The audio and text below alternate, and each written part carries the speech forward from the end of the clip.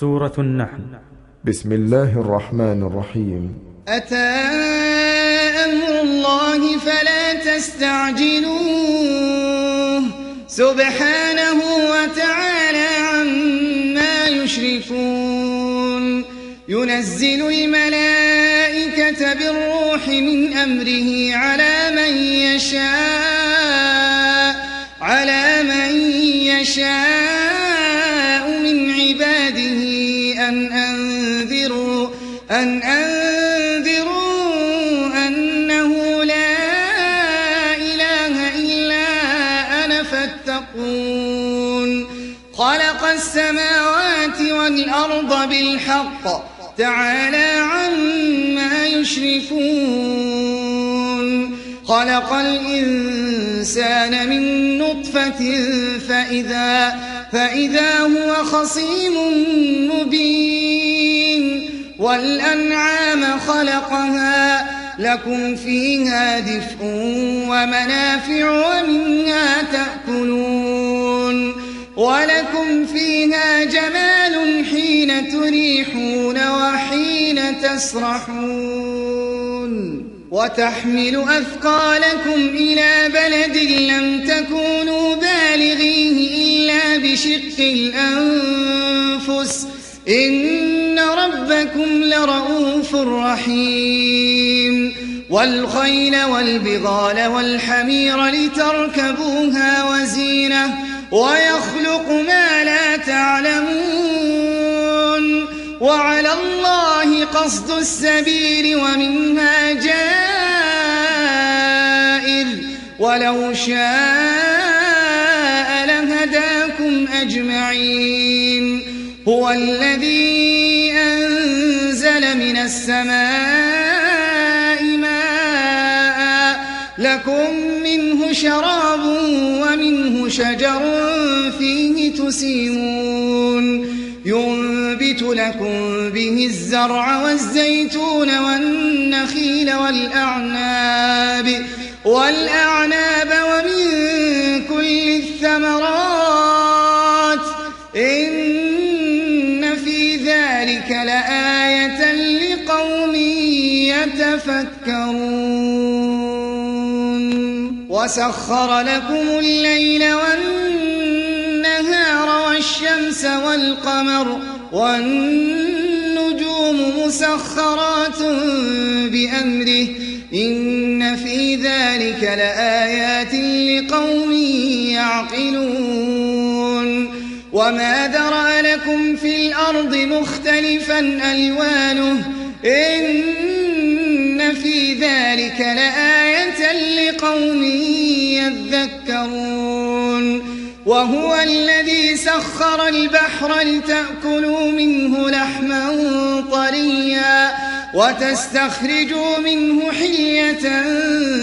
تلبسونها وترى الفلك مواخر فيه ولتبتغوا من فضله ولعلكم تشكرون. وألقى في الأرض رواسي أن تميد بكم وأنهارا وسبلا لعلكم تهتدون. وعلامات وبالنجم هم يهتدون. أفمن يخلق كمن لا يخلق أفلا تذكرون. وإن تعدوا نعمة الله لا تحصوها إن الله لغفور رحيم. والله يعلم ما تسرون وما تعلنون. والذين يدعون من دون الله لا يخلقون شيئا وهم يخلقون. أموات غير أحياء وما يشعرون أيان يبعثون. إلهكم إله واحد فالذين لا يؤمنون بالآخرة قلوبهم منكرة حسرة وهم مستكبرون لا جرم أن الله يعلم ما يسرون وما يعلنون إنه لا يحب المستكبرين وإذا قيل لهم ماذا أنزل ربكم قالوا أساطير الأولين ليحملوا أوزارهم كاملة يوم القيامة ومن أوزار الذين يضلونهم بغير علم ألا ساء ما يزرون قد مكر الذين من قبلهم فأتى الله بنيانهم من القواعد فخر عليهم السقف من فوقهم وأتاهم العذاب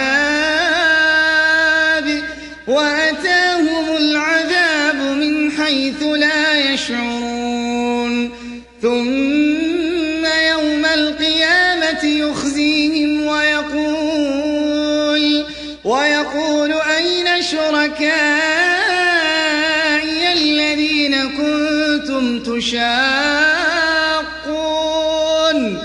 الذين كنتم تشاقون فيهم قال الذين أوتوا العلم إن الخزي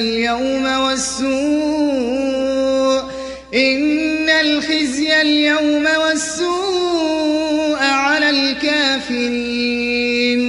الذين تتوفاهم الملائكة ظالمي أنفسهم فألقوا السلم ما كنا نعمل من سوء بلى إن الله عليم بما كنتم تعملون فادخلوا أبواب جهنم خالدين فيها فلبئس مثوى المتكبرين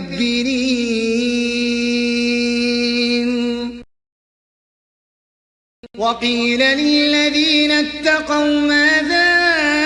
أنزل ربكم قالوا خيرا للذين أحسنوا في هذه الدنيا حسنة ولدار الآخرة خير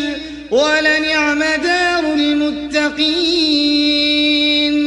جنات عدن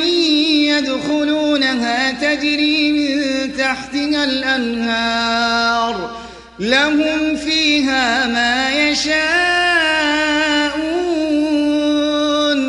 كذلك يجزي الله المتقين الذين تتوفاهم الملائكة طيبين يقولون سلام عليكم ادخلوا الجنة بما كنتم تعملون هل ينظرون إلا أن تأتيهم الملائكة أو يأتي أمر ربك كذلك فعل الذين من قبلهم وما ظلمهم الله ولكن كانوا أنفسهم يظلمون فأصابهم سيئات ما عملوا وحاق بهم ما كانوا به يستهزئون وقال الذين أشركوا لو شاء الله ما عبدنا من دونه من شيء نحن ولا آباؤنا ولا حرمنا من دونه من شيء كذلك فعل الذين من قبلهم فهل على الرسل إلا البلاغ المبين ولقد بعثنا في كل أمة أمة رسولا أن اعبدوا الله واجتنبوا الطاغوت فمنهم من هدى الله ومنهم من حقت عليه الضلالة فسيروا في الأرض فانظروا كيف كان عاقبة المكذبين إن تحرص على هداهم فإن الله لا يهدي من يضل وما لهم من ناصرين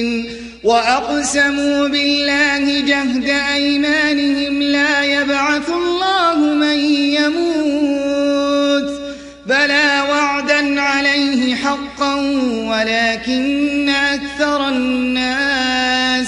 ولكن أكثر الناس لا يعلمون ليبين لهم الذي يختلفون فيه وليعلم الذين كفروا أنهم كانوا كاذبين إنما قولنا لشيء إذا أردناه أن نقول له كن فيكون والذين هاجروا في الله من بعد ما ظلموا لنبوئنهم في الدنيا حسنة ولأجر الآخرة أكبر لو كانوا يعلمون الذين صبروا وعلى ربهم يتوكلون وما أرسلنا من قبلك إلا رجالا نوحي إليهم فاسألوا أهل الذكر إن كنتم لا تعلمون بالبينات والزبر وأنزلنا إليك الذكر لتبين للناس ما نزل إليهم ولعلهم يتفكرون أفأمن الذين مكروا السيئات أن يخسف الله بهم الأرض أو يأتيهم العذاب من حيث لا يشعرون أو يأخذهم في تقلبهم فما هم بمعجزين أو يأخذهم على تخوف فإن ربكم لرؤوف رحيم أولم يروا إلى ما خلق الله من شيء يتفيأ ظلاله عن اليمين والشمائل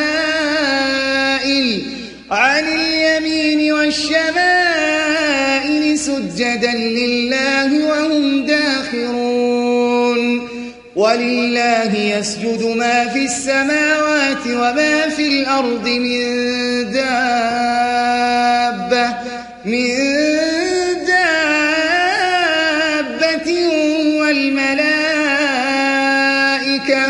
والملائكة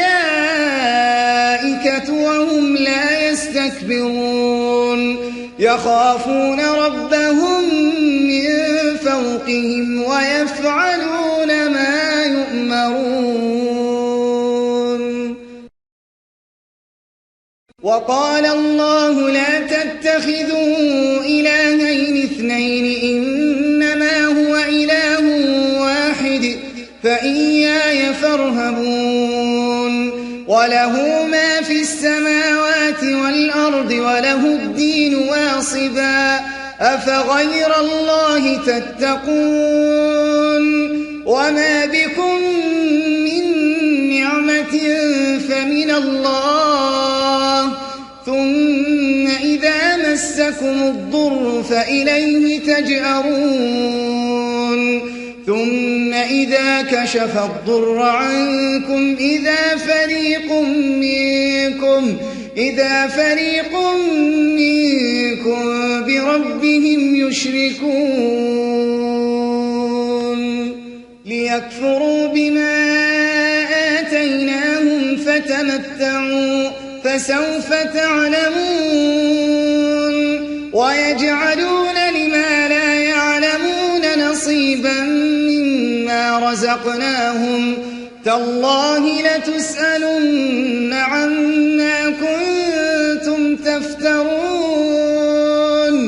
ويجعلون لله البنات سبحانه ولهم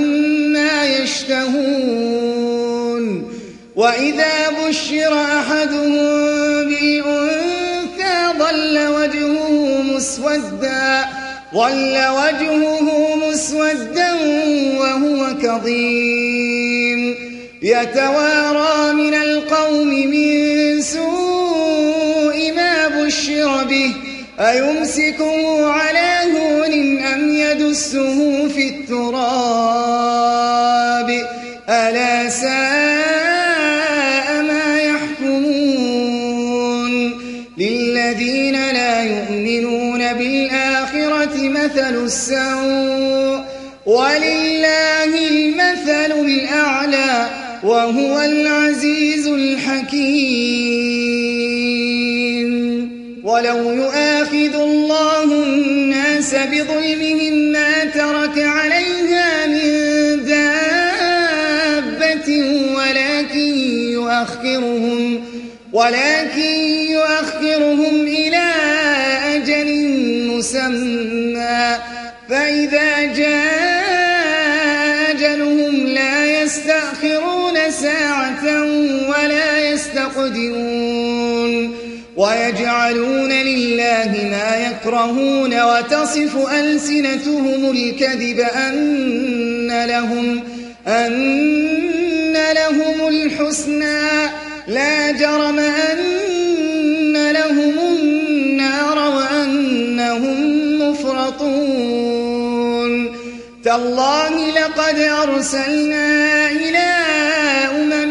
من قبلك فزين لهم الشيطان أعمالهم فهو وليهم اليوم ولهم عذاب أليم وما أنزلنا عليك الكتاب إلا لتبين لهم الذي اختلفوا فيه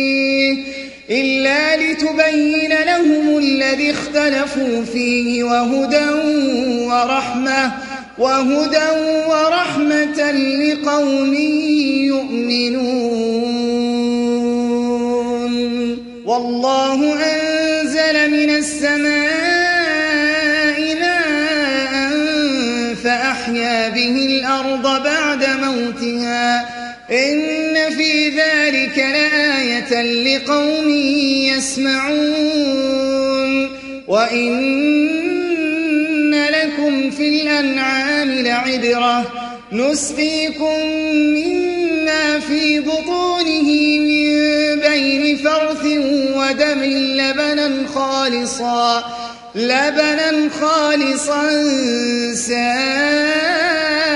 للشاربين ومن ثمرات النخيل والأعناب تتخذون منه سكرا ورزقا حسنا إن في ذلك لآية لقوم يعقلون وأوحى ربك إلى النحل أن اتخذي من الجبال بيوتا ومن الشجر ومما يعرشون ثم كلي من كل الثمرات فاسلكي سبل ربك ذللا يخرج من بطونها شراب مختلف ألوانه فيه شفاء للناس إن في ذلك لآية لقوم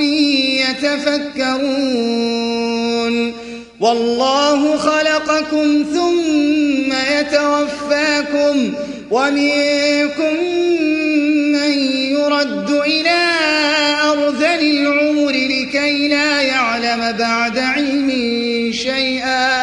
إن الله عليم قدير قدير والله فضل بعضكم على بعض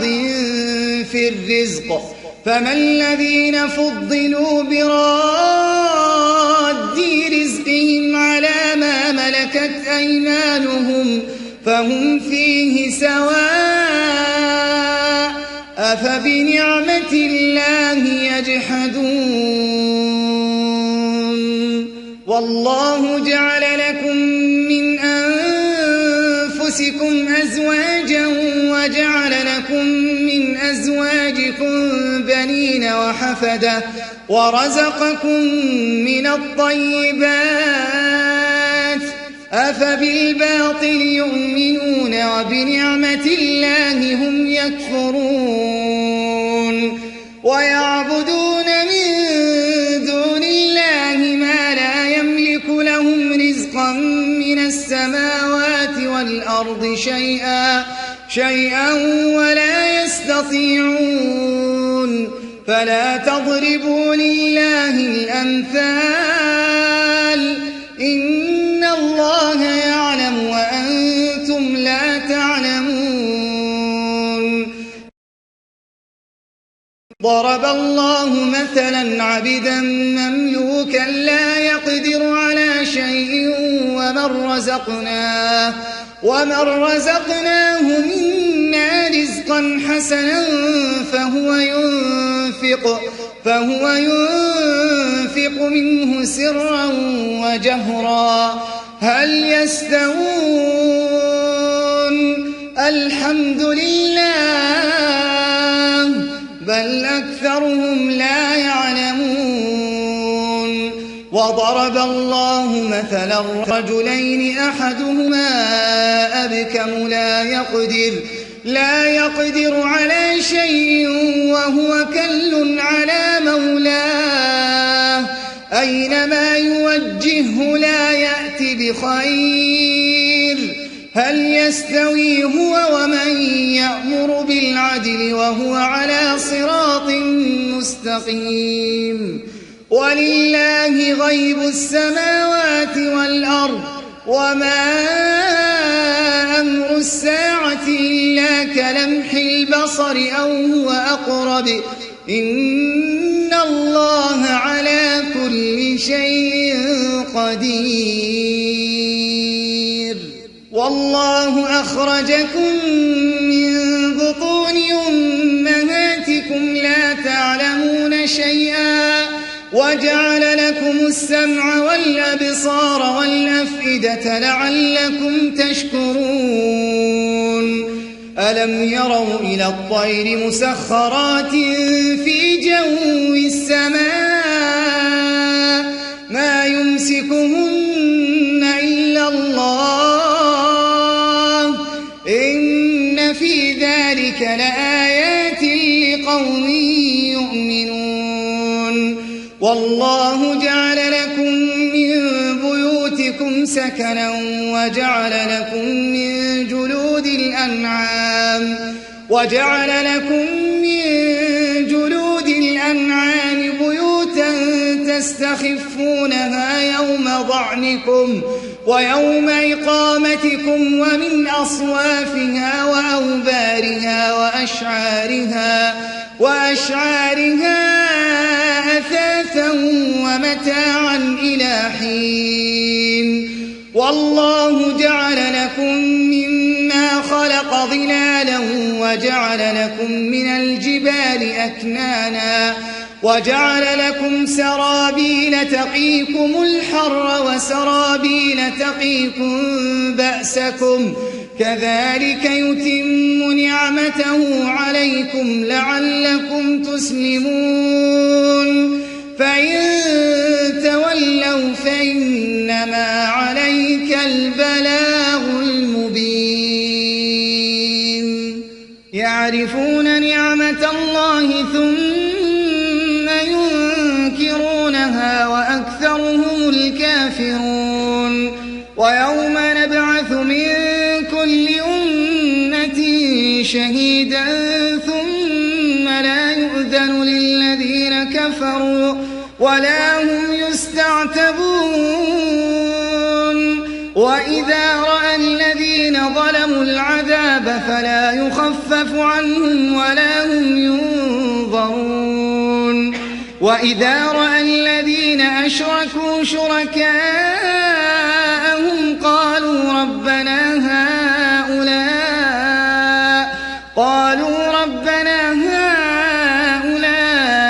شركاؤنا الذين كنا ندعو من دونك فألقوا إليهم القول إنكم لكاذبون وألقوا إلى الله يومئذ السلم وضل عنهم ما كانوا يفترون الذين كفروا وصدوا عن سبيل الله زدناهم عذابا فوق العذاب بما كانوا يفسدون ويوم نبعث في كل أمة شهيدا عليهم من أنفسهم وجئنا بك شهيدا على هؤلاء ونزلنا عليك الكتاب تبيانا لكل شيء وهدى ورحمة وبشرى للمسلمين إن الله يأمر بالعدل والإحسان وإيتاء ذي القربى وينهى عن الفحشاء والمنكر والبغي يعظكم لعلكم تذكرون وأوفوا بعهد الله إذا عاهدتم ولا تنقضوا الأيمان بعد توكيدها وقد جعلتم الله عليكم كفيلا إن الله يعلم ما تفعلون ولا تكونوا كالتي نقضت غزلها من بعد قوة أنكاثا تتخذون أيمانكم دخلا بينكم أن تكون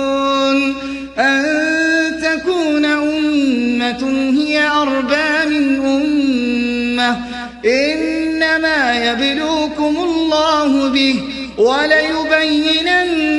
لكم يوم القيامة ما كنتم فيه تختلفون ولو شاء الله لجعلكم أمة واحدة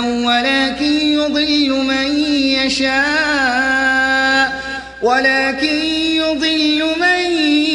يشاء ويهدي من يشاء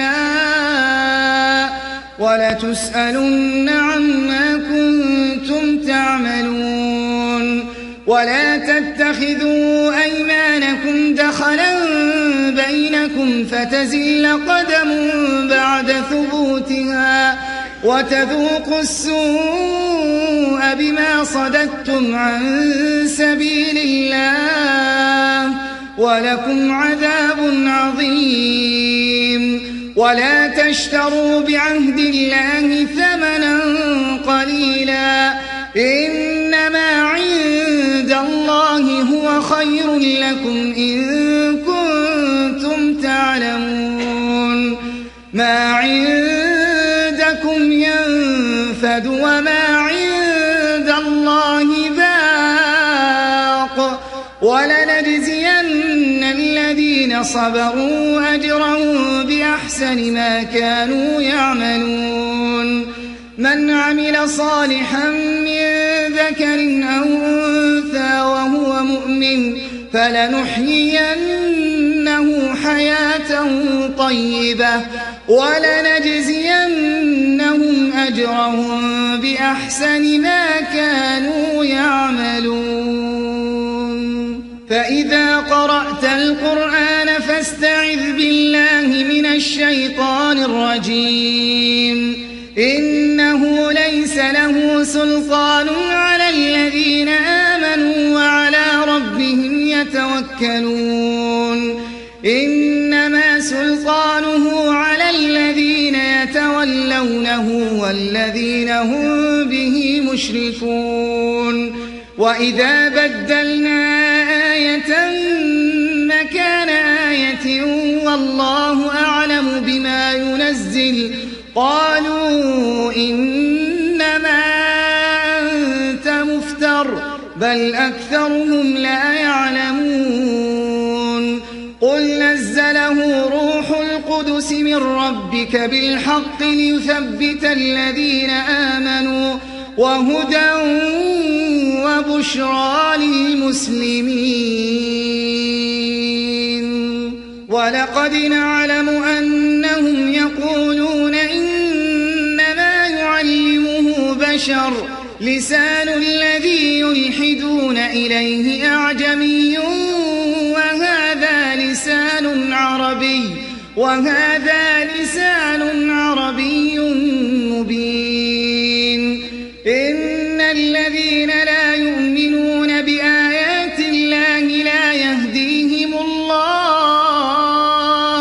ولهم عذاب أليم إنما يفتري الكذب الذين لا يؤمنون بآيات الله وأولئك هم الكاذبون من كفر بالله من بعد إيمانه إلا من أكره وقلبه مطمئن بالإيمان ولكن من شرح بالكفر صدرا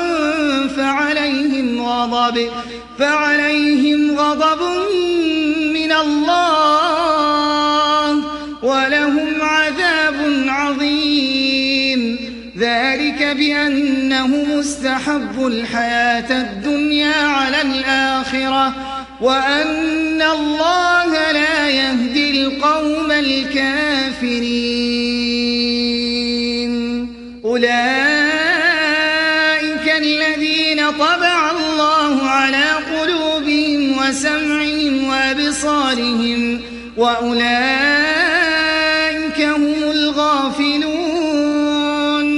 لا جرم أنهم في الآخرة هم الخاسرون ثم إن ربك للذين هاجروا من بعد ما فتنوا ثم جاهدوا وصبروا إن ربك من بعدها لغفور رحيم يوم تأتي كل نفس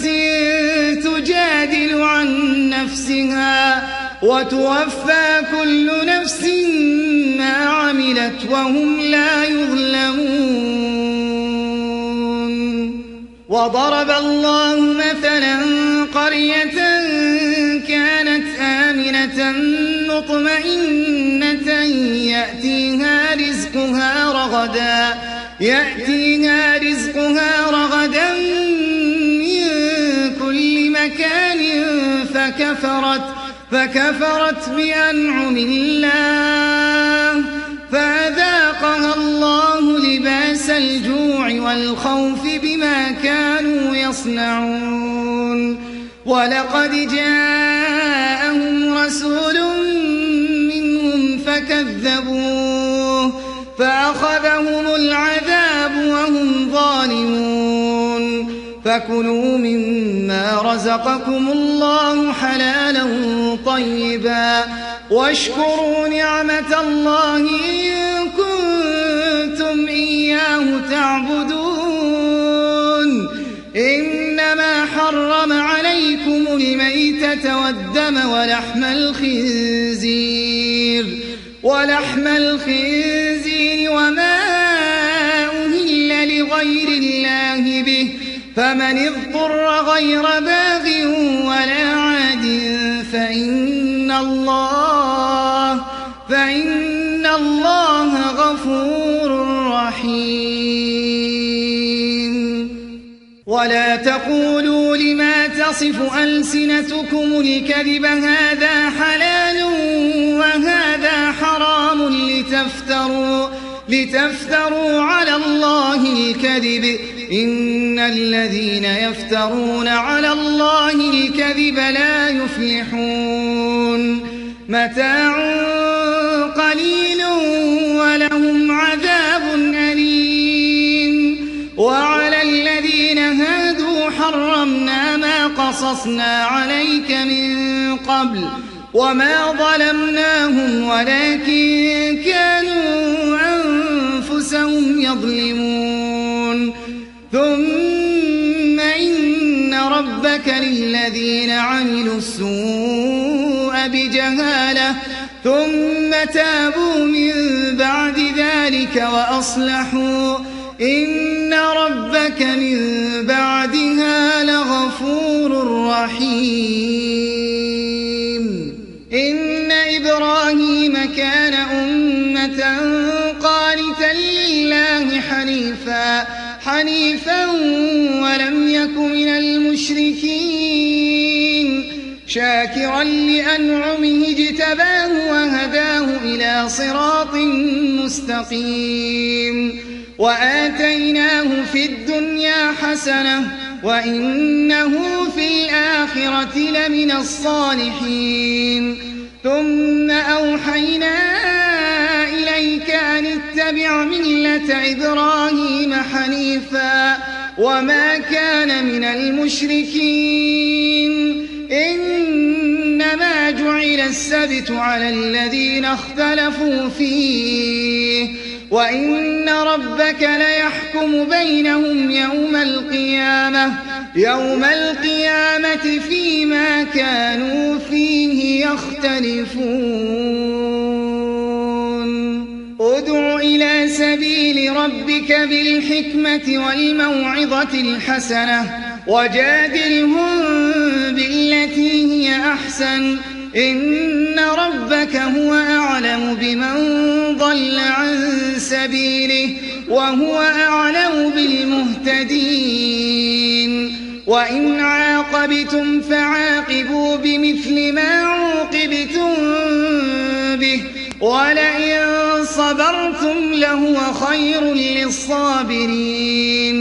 واصبر وما صبرك إلا بالله ولا تحزن عليهم ولا تك في ضيق مما يمكرون إن الله مع الذين اتقوا والذين هم محسنون